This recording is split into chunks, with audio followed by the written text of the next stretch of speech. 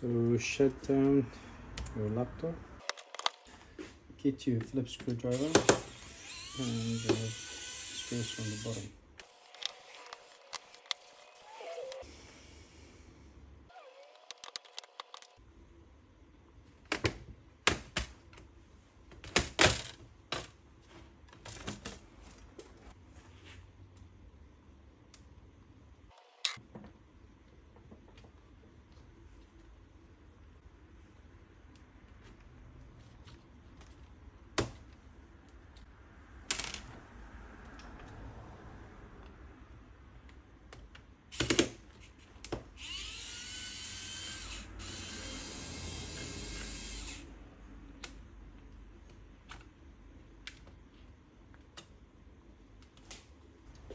Okay, so this is your battery part number.